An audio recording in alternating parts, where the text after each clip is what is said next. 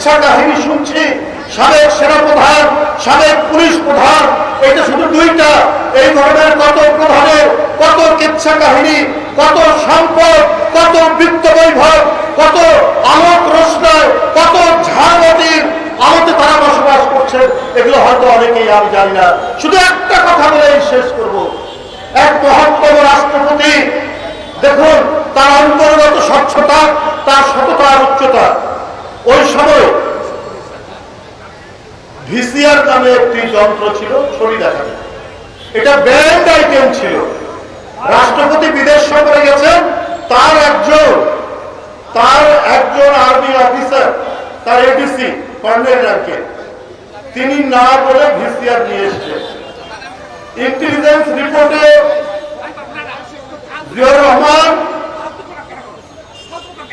জিয়াউর রহমান শুনতে পেরেছেন, শুনতে পেরে উনি বাসাতে পৌঁছানোর সাথে সাথে তাকে বরখাস্ত করেছেন। এইটা হচ্ছে একটি অনবদ্য দৃষ্টান্ত।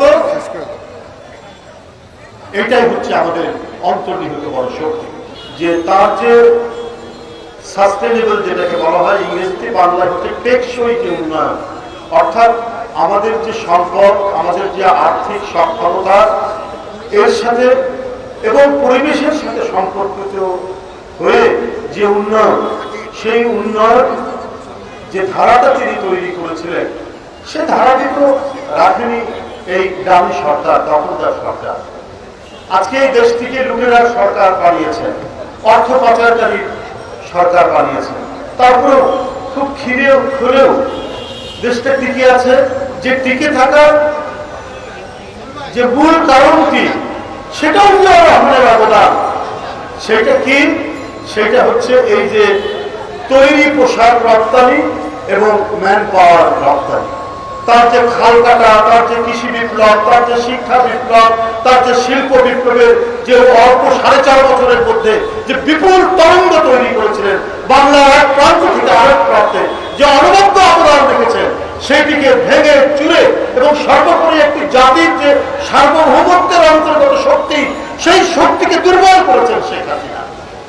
সেই শক্তিকে দুর্বল করার পর এই বাংলাদেশ যতটুকু টুকি আছে, সেটাও জিয়াউর রহমানের অবদান। সেই অবদানের উপরে এখনো বাংলাদেশ টিকে আছে।